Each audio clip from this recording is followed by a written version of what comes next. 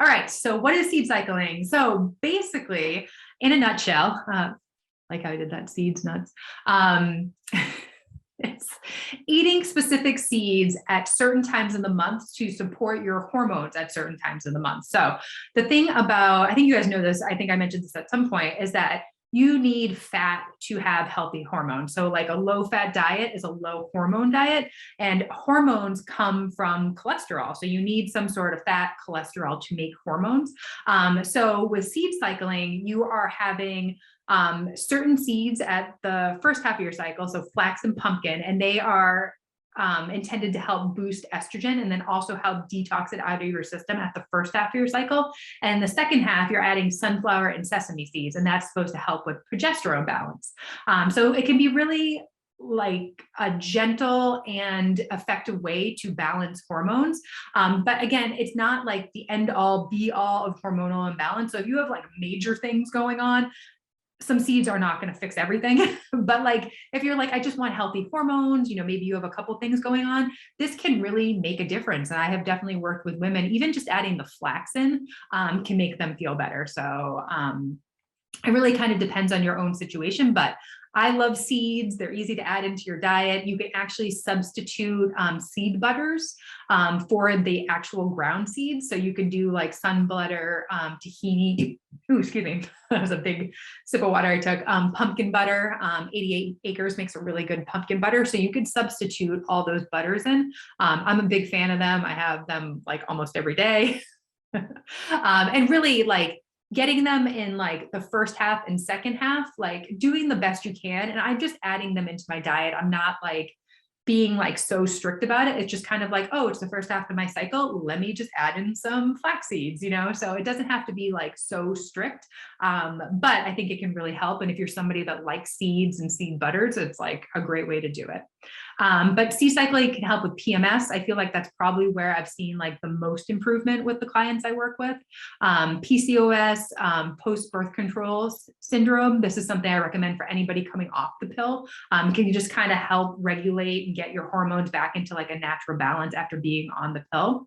Can help with irregular periods, lost cycles as well, acne, and breast tenderness. So can help with all the things, but it's just one of many things that you could do. But I mean, I've been working like women in the last mentorship group.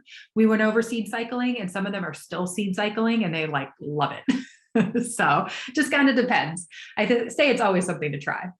And then, so when we're talking about this today, everything's going to be based off the basic 28-day cycle. But of course, like your cycle might be longer, it might be shorter. And really only a small percentage of women actually have a 28-day cycle. So don't worry if your cycle is not 28 days exactly. If it's 30 days, just add 2 days on. If it's 26 days, just take 2 days away when you're planning all this out. And of course, if you have questions, just ask me. So it's a little review about how your hormone cycle works. I think this was in week 9. We talked about cycle syncing, but basically, and the things that you need to know in the first half of your cycle, estrogen is rising. It has like this little dip here, and then you get like a little boost here. Progesterone is low, low, low, and then starts to raise at the end. So when you're adding the seeds, the flax and the pumpkin are helping to raise the estrogen and help detox it out. The flax actually has something called ligandins in it, and it's almost kind of like a fiber, but it helps draw out that extra estrogen. And then in the second half, the sesame and sunflower, like what seeds is it, help boost the progesterone in the second half of the cycle. So that's why you're doing, some seeds in this half, some seeds in this half. And this is what's happening during your cycle if you want to know like the backstory. So basically, day 1, when you start to bleed, that is day 1 of your period. And then days 1 through 14-ish are considered your follicular phase. So again, if you have a longer or shorter cycle, you just have to adjust.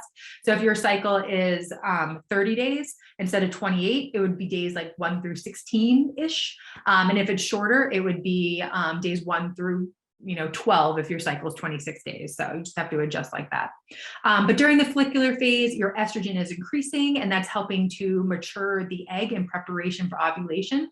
And then ovulation typically occurs around day 14, but I mean, I have ovulated on day 11, I've ovulated on day 16, it like really just kind of depends. But basically what happens, the egg is released and then that ends the follicular phase.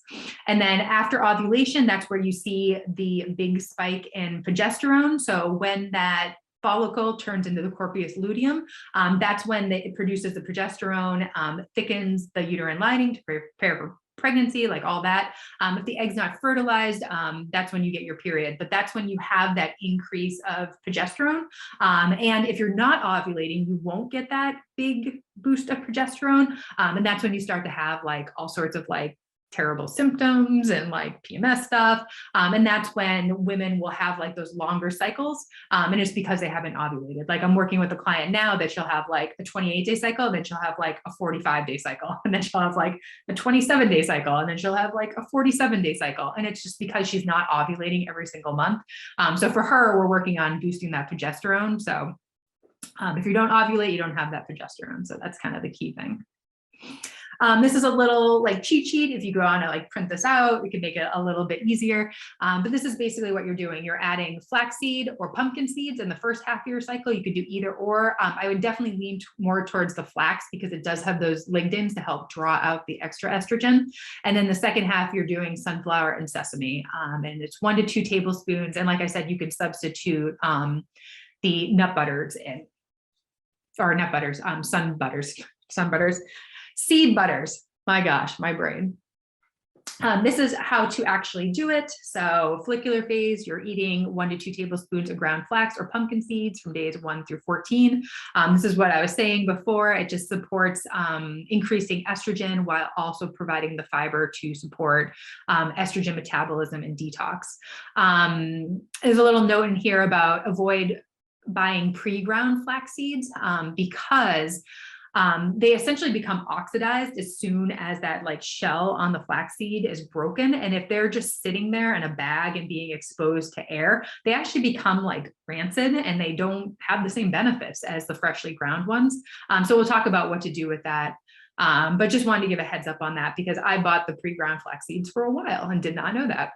And then the second half, you're adding 1 to 2 tablespoons of sesame or sunflower. And in the second half, those seeds are supporting the progesterone. And like I said, if you have low progesterone, you're going to have like the PMS symptoms, the bloating, the mood swings, the insomnia. So you definitely want to help your body as far as getting that progesterone. Best practices. So this is what I was saying about make sure you're purchasing fresh ground or fresh seeds. You can buy them raw. I think that's like the best way. I mean, roasted, fine, you're getting them in your system, but raw is like the best nutritional value because nothing has been done to them. You can either grind them up in a grinder. I have like a mini coffee grinder that I use for my seeds and my coffee.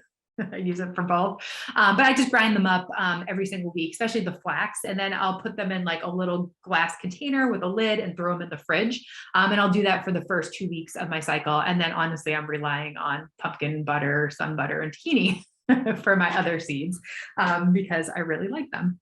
And you should store them in the fridge or the freezer just so they're not exposed to extra oxygen or sunlight or heat exposure.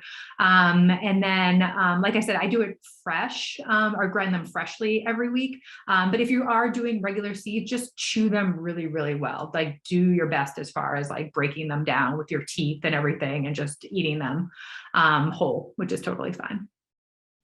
Oh, added to smoothies. Yes, that's a good way to do it as well. And I have some ideas for you guys about how to get them in. Hey, Tina, I have a question. Yeah. How long do you have to do this to, I guess, start noticing effects? And then is this something that's recommended like throughout one's life, or is it like what's the deal with that? Yeah. Yeah. So I would say probably like 3 or 4 cycles, I would say. To actually like do this fully where you're really like making an effort to get the seeds in, you know, like every single day. And then assessing, you know, when you get to 3 or 4 months, because some women like, they love it, you know what I mean? And like I said, with the mentorship ladies from the previous one, like they're still doing it, you know what I mean? Like they really love it. But like I said, if you have like major hormone issues, like this might help, but I think there's probably some like other things that you could do to really make a difference. But it could be something that you do forever. You know what I mean? Like, I think getting good sources of fat into your diet is just like a good, healthy way to have balanced hormones, like good for brain health, good for mood health, all that. So it really could be something that you do all the time. So like for me, I started this all in, didn't miss a day of seeds, you know what I mean? Was like making sure I got it in every single day. And now like I do the flax seeds the first 2 weeks of my cycle, and then I just rely on the nut butter. So like I still do this, but it's not like an everyday have to do it all the time. Like at the beginning of this cycle, I made a batch of protein balls with flax in them. Because I was like, I might as well get some flax in for the month. But yeah, this is something you could do forever and always. I think it's really good for like overall health.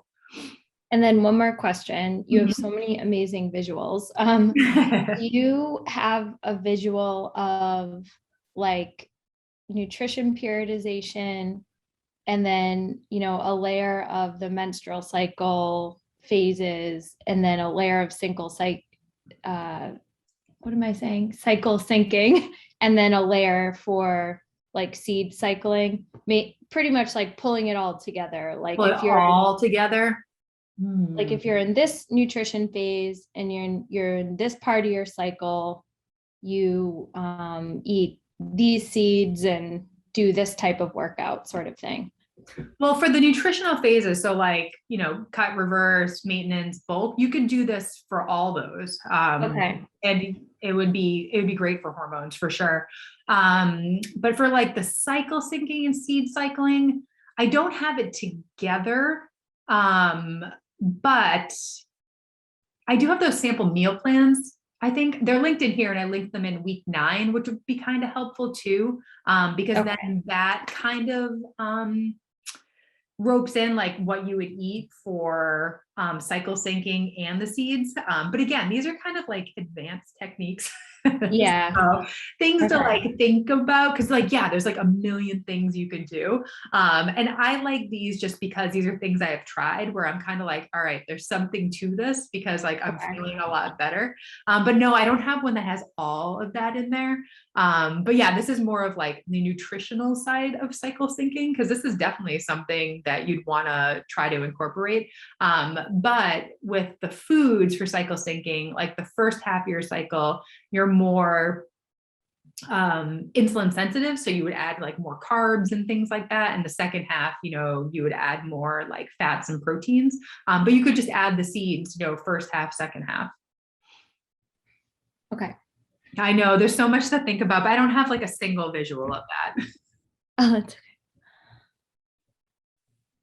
I know there's a million things to think about, but it's kind of like once you start doing these things, it gets easier and easier. And then like, you just know how to do it. You know what I mean? It's just like in my head now to like grind the flax up at the beginning of my period. But I should do a visual with all of it. It'd be like a handy dandy cheat sheet. And then ideas for incorporating seeds. So smoothies, like you guys said, that's a great way to like chop them up because you're throwing them in a blender. Pumpkin seed pesto, that's very delicious. Seed butters, I do so many seed butters. Yogurt parfait, you can put them in salads. Oatmeal is another great way to get all this in. Energy bars, cookie recipes, protein balls. I have a few recipes here. And then I have more seed cycling recipes for you guys here. So I linked in this is like a roundup of all the different things that I have done over the years. But you try those out. Lots of recipes for you guys. But again, it's like one of like many things that you could try. But yeah, like just getting these in at different parts of your cycle. So if you don't have a regular cycle, I've got this question before, you can actually sync your seed cycling with the lunar cycle, like the moon, which I know sounds insane. I get it. But these are the different phases. So like the new moon, would be like your menstrual phase, waxing phase would be the follicular, full moon phase would be ovulatory, waning moon would be the luteal phase. So just Google, full moon schedule, and then you could just plan your seeds around this if your cycle is really irregular. Or you can just do your best to guess, is this my follicular phase? Have I ovulated? Okay, this is my luteal phase. So just doing the best you can. And I know this sounds insane, but there's something to it. And then if you're taking the pill but still want to try seed cycling, I have women from the mentorship who are, have an IUD or have the pill, and they've been seed cycling and really like it. So definitely possible. So basically when you finish the last day of your bleed, you can count that as day one. So start with the flax and the pumpkin seeds. And then when you hit days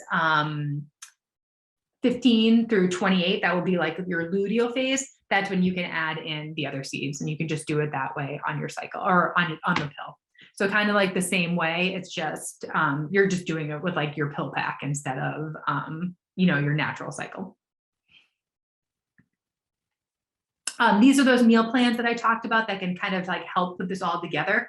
So the follicular, you're going to have the flax and the pumpkin, but then you're going to be adding more carbs in. These aren't the best sources of carbs. They're carbs, but this is where you could add some of those like starchy vegetables, the squashes, things like that. And the second half is where you're going to really focus on like the meat, the eggs, the good sources of fat. But that's when you would have like the sunflower and the sesame seeds there. But these can kind of like help pull it all together. And these recipes in here, they actually do have recipes that have seeds in them. And then there's a bunch of various recipes with the seeds in them with the meal plan. So this is probably like the most useful resource for like combining it all together.